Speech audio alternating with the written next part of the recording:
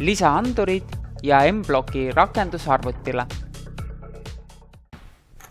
Selles osas saame teada, milliseid andurid on veel M-Botile olemas ja milline näeb välja M-Boti programm arvutis. Ja hakkame nüüd järjest vaatama, milliseid väljundeid ja sisendeid on võimalik M-Botile veel juurde panna.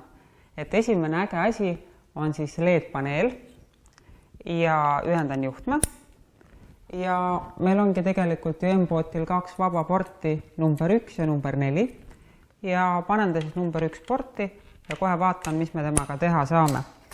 Et saan teda siis programmeerida selle sama M-Bloki äpiga ja siis nagu näha, et on vaja valida, millises pordis on meil siis paneel ja mida me paneelil näitame, et siin saab sõrmega ise joonistada, et joonistan siis selle näo natukene rõõmsamaks ja paneme siis nüüd käima. Kui ennem oli mul siis selline tõsine nägu siin, et panen käima, muutub rõõmsaks. Päris äge. Ja loomulikult, et kui siis seda paneeli kasutama hakata, et siis on targem ta juba kusagile külge ka kinnitada.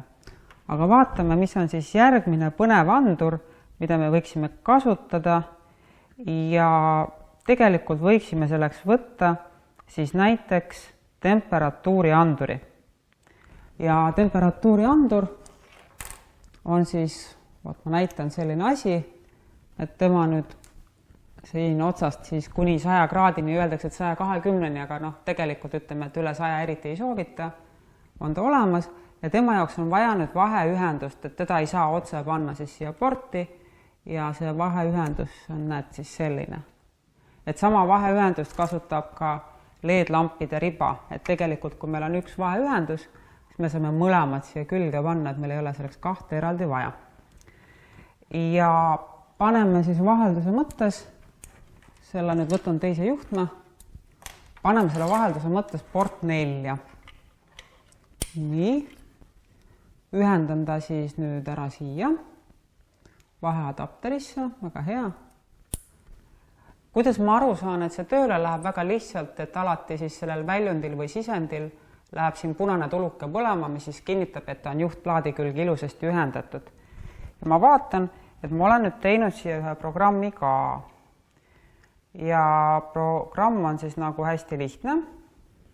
Näitan siin ka, et kui temperatuur läheb üle 30 kraadi, et siis peaks LED-riba minema täiesti punaseks. See on nüüd siis see LED-riba, mis on samamoodi siia ühendatud ja kui on alla 30, siis on roheline.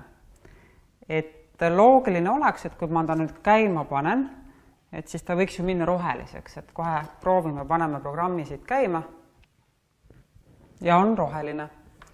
Niimoodi, see on nüüd roheline ja ma loodan, et ma olen üle 30 kraadi soe, et hoian teda natuke aega peopesas, et vaatame, siin see programmi tsükkel kordub ja mõne aja pärast siis ma loodan ja nüüd läks temperatuur, läkski üle 30 kraadi ja nüüd ta läks punaseks. Nii et saime ära vaadata siis ühe väljundi ja ühe sisendi, et see on siis temperatuuri andur ja see on siis LED-riba, päris äge. Neid LED-e saab kõik ükshaaval juhtida ja nende ühendamiseks robotiga on vaja siis vaheadapterit. Aga see ei ole sugugi veel kõik, et vaatame, milliseid põnevaid asju siin veel on. Ja üks selline põnev asi on siis näiteks light sensor. Ja põhimõtteliselt on ta samasugune nagu see andur, mis oli siin juhtplaadi all, mida me alguses vaatasime, aga nüüd on ta siis eraldi kasutatav. Ja ühendan ta siis praegu ära, ühendan ta siia samasse 4. porti. Nii, ja ma siis modifitseerisin natuke seda meie programmi, mis meil oli enne ja programm näeb nüüd siis välja selline, et kui valgusandur näeb valgustugevust üle 900, et see on siis praegune valgus, siis ta teeb selle valgusriba punaseks ja kui ma katan nüüd selle valgusanduri valgussensori ära, et siis ta läheb roheliseks, et vaatame, kas see mõte töötab. Nii, praegu on punane ja siin meil on siis see andur, katan ta kinni, läheb roheliseks, punaseks, roheliseks, punaseks. Tundub, et see andur ka töötab, aga vaatame nüüd kohe järgmisi andureid. Nii, ja siin on järgmine hästi põnev sensor ja see sensor siis tuvastab ruumis inimese või looma liikumise.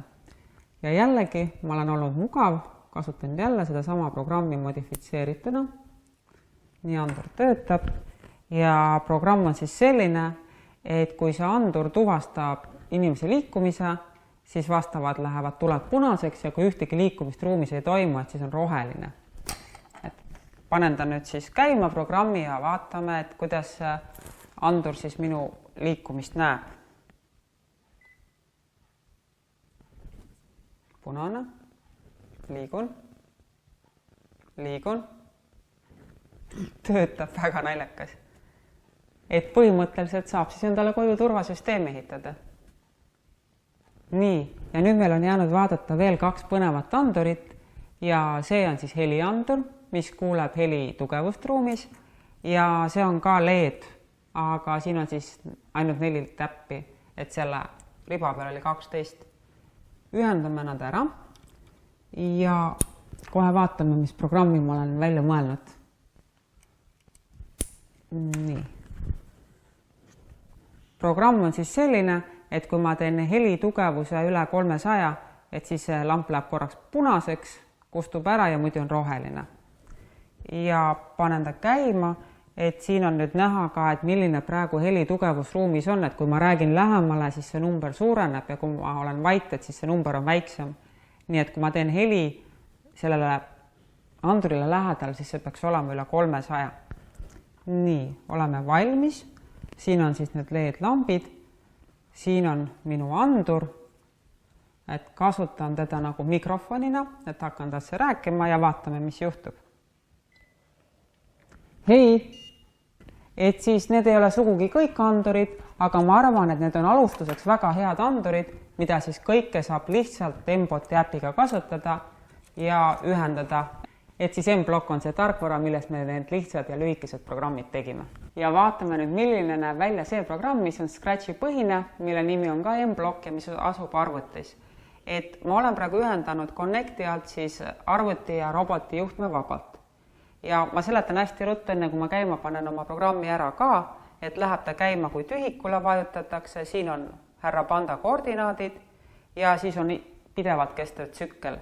Ja teen siis niimoodi, et olen defineerinud 3 mälumuutujat, roheline, punane ja sinine, et need on siis need 3 värvi, milles segatakse kokku need LED-lambi värvused ja olen teinud siis valemi, et võtan selle helianduri väärtuse ja jagan ta juhusliku arvuga 1-10.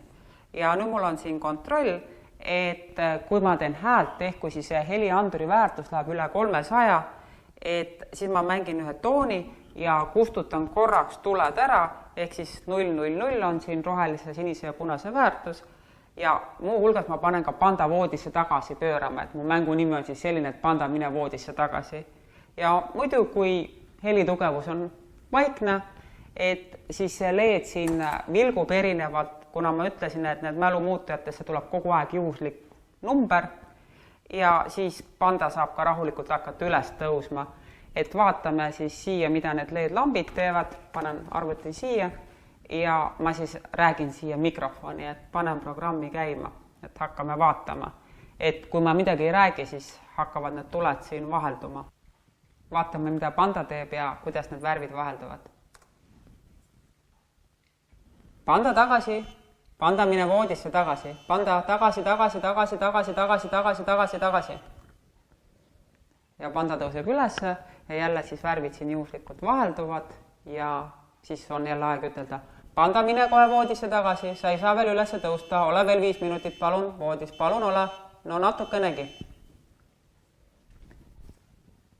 No aitab küll Pandaga.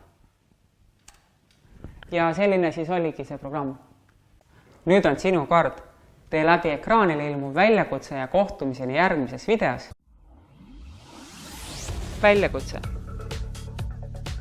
Kui tunned, et oled valmis iseseisvalt õppima veel ühte programmeerimiskeelt M-Boti roboti juhtimiseks, siis mine makeblock.com lehele ja paigalda endale M-Block lauaarvuti tarkvara. Nagu ütleb juba Eesti vanasõna, julge hunni rind on rasvane. Põnevat avastamist!